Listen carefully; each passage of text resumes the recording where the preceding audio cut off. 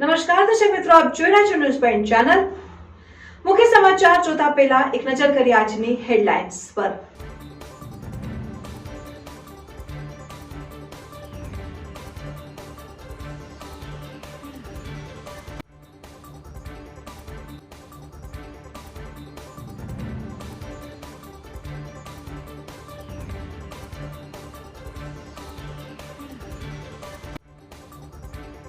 ભાભરના કપરુપુર શાળાના બાળકોને મોતની સવારી કરાવનાર શિક્ષકો સામે કાર્યવાહી ક્યારે થશે?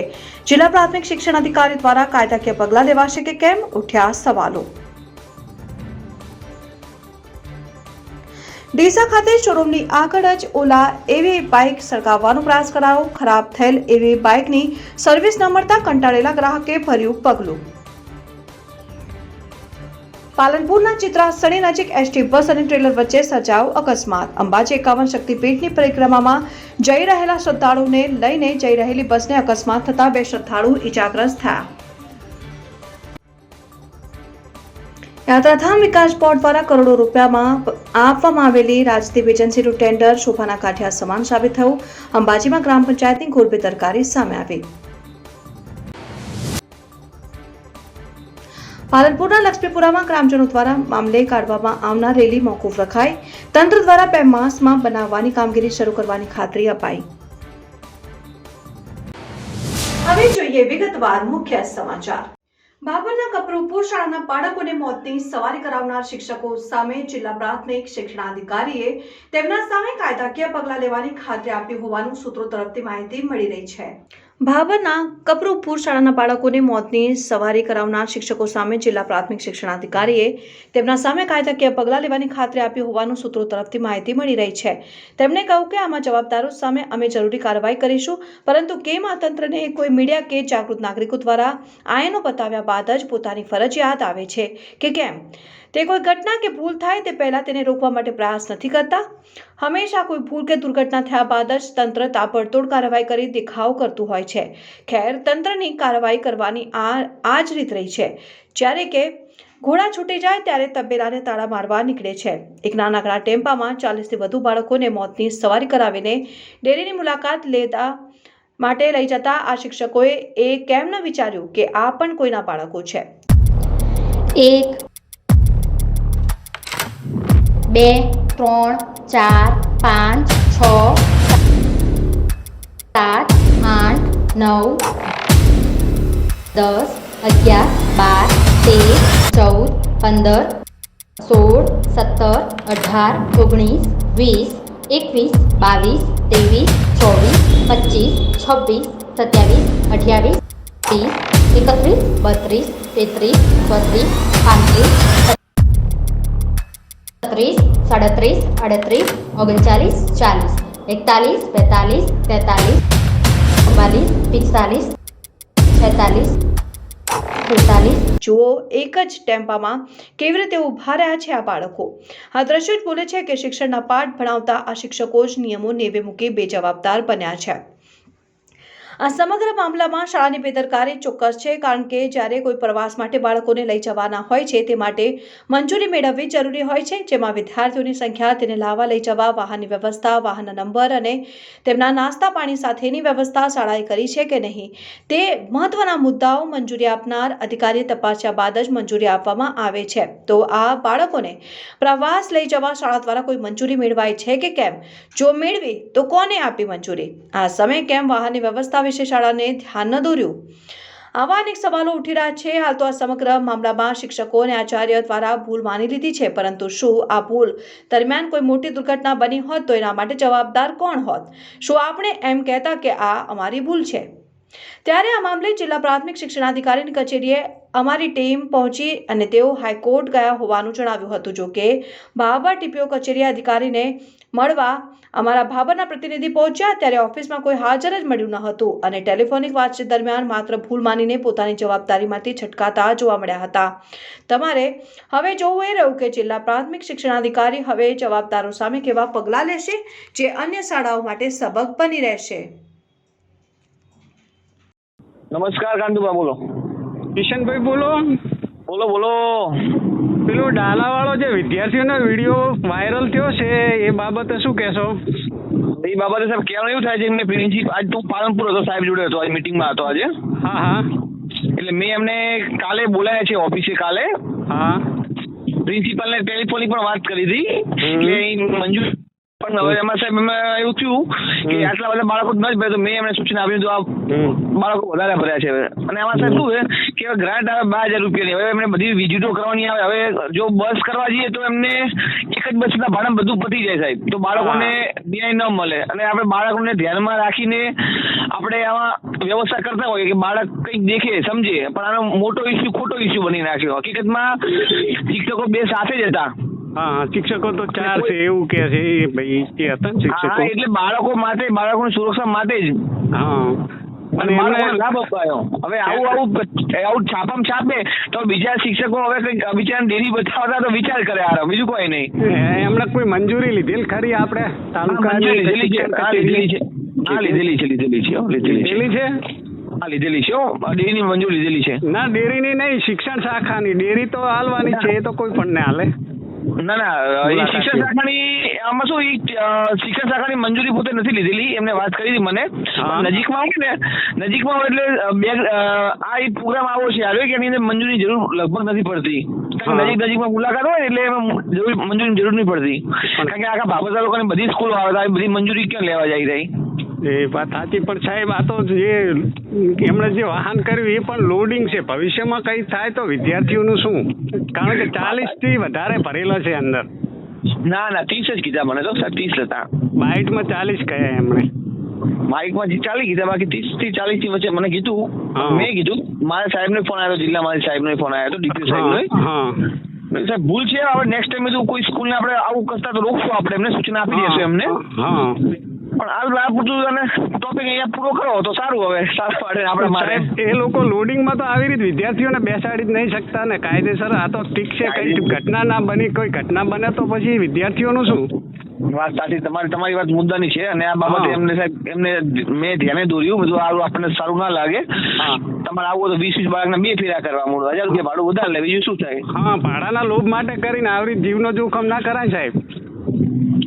વાત સાચી સાહેબ. આ બાબતે મેં એમને ધ્યાન દોર્યું. હવે નેક્સ્ટ ટાઈમ તો ભૂલ ના કરતા તો આપણા ઘરના રિપોર્ટરો બધું બિચારા આગળ લઈએ નહીં કે બીજું બધું તમારી પથારી ફરી જાય યાર.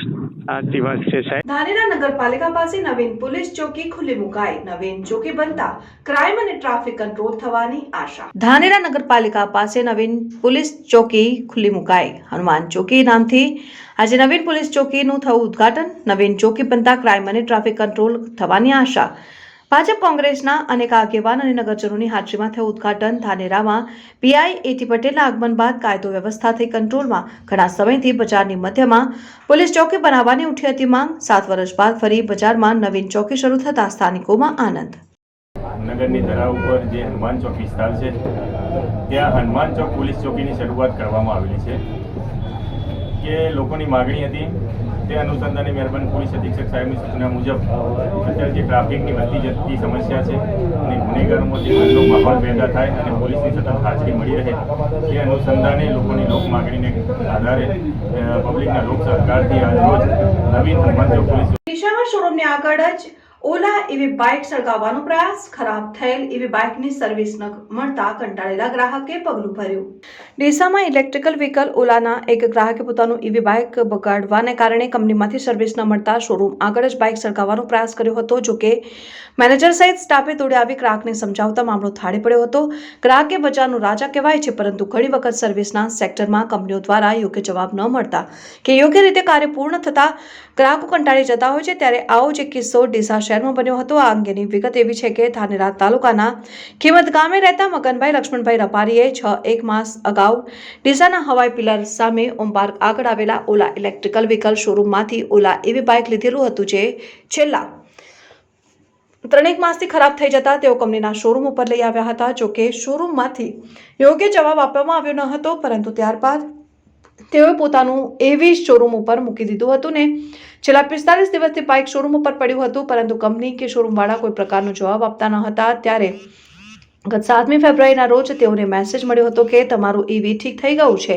તેથી તેઓ 8 ફેબ્રુઆરી લેવા આવ્યા અને ત્યારે પરિસ્થિતિ જેવીને તેવી જ રહી.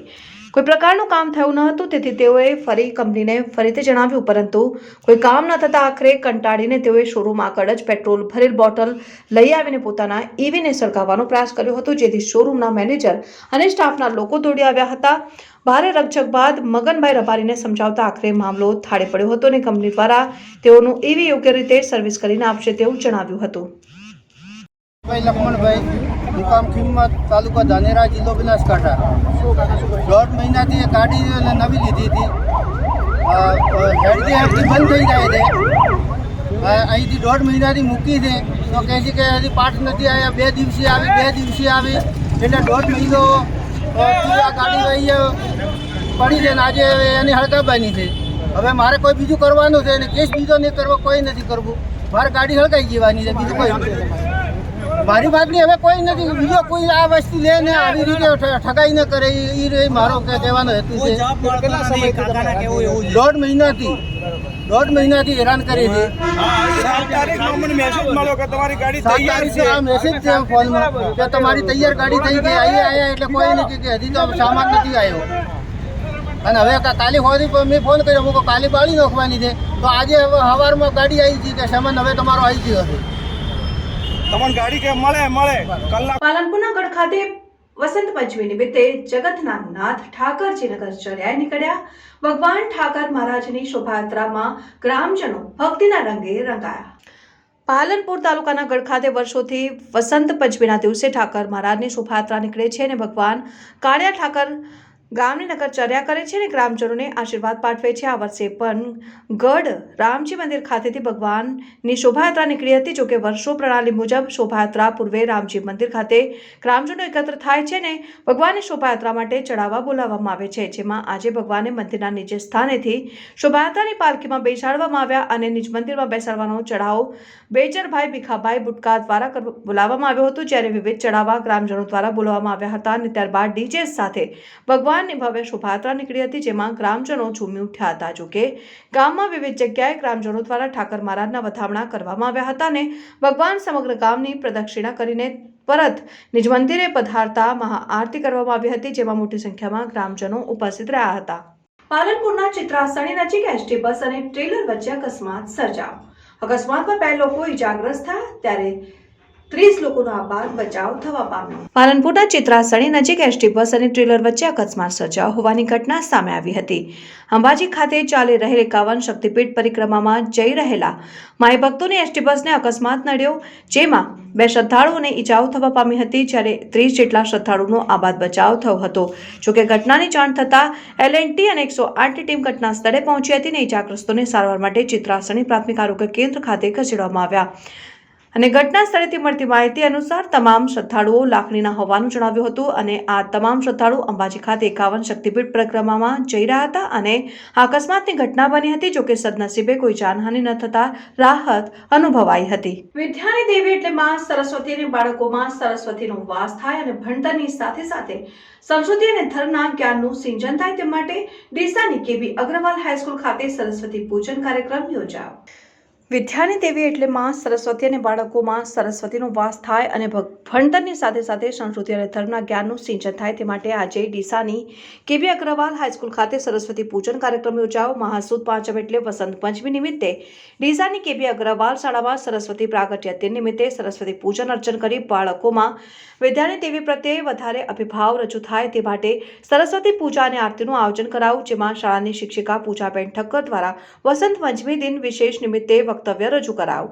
આ પ્રસંગે શાળાના આચાર્ય પાર્થ શારથી અને શાળાના તમામ શિક્ષકો દ્વારા બાળકોને પ્રસાદીનું વિતરણ કરાયું હતું ને ઉત્સાહપૂર્વક વસંત પંચમીની ઉજવણી કરવામાં આવી હતી. ભણતરની સાથે સાથે સંસ્કૃતિ અને ધર્મનું પણ જ્ઞાન મળે તેમજ વિદ્યાર્થીઓ કુશાગ્ર બુદ્ધિશાળી બને તે માટે યોજાયેલ આ કાર્યક્રમમાં મોટી સંખ્યામાં વિદ્યાર્થીઓએ મા સરસ્વતીની પૂજા અર્ચના કર્યા બાદ મહાઆરતી કરી હતી.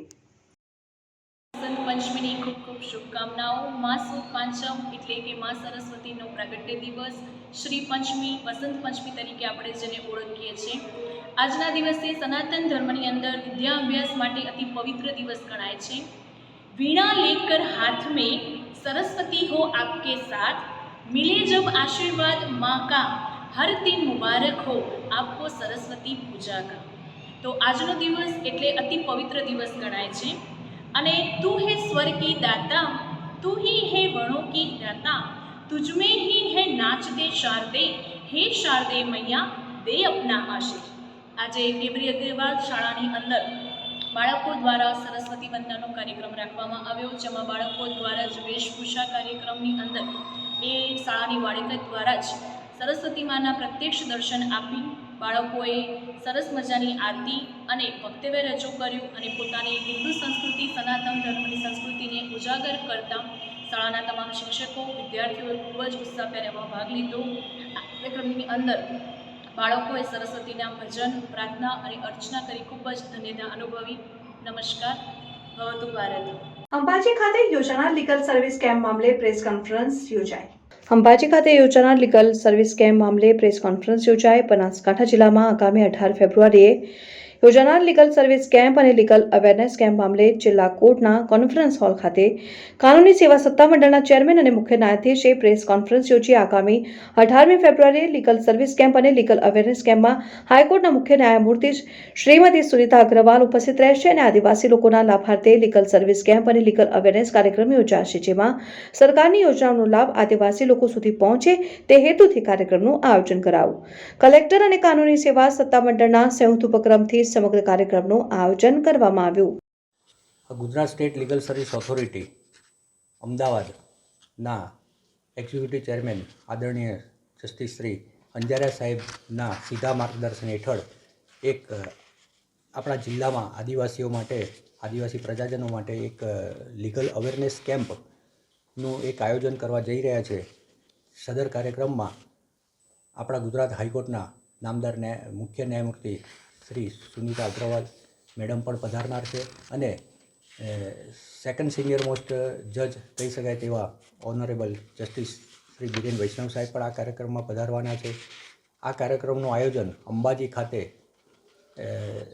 સંસ્કૃત પાઠશાળાનું જે મેદાન છે તેમાં તારીખ 18મી ફેબ્રુઆરીના રોજ સવારના 11 વાગે એક કાર્યક્રમ ગોઠવવામાં આવ્યો છે અને મુખ્યત્વે તો આદિવાસી પ્રજાજનોને સરકારશ્રીની જે વિવિધ યોજનાઓ છે તેના સીધો લાભ જે તે જગ્યા પરથી જ આપણે આપી શકીએ તે માટેનો એક અમારો નમ્ર પ્રયત્ન છે।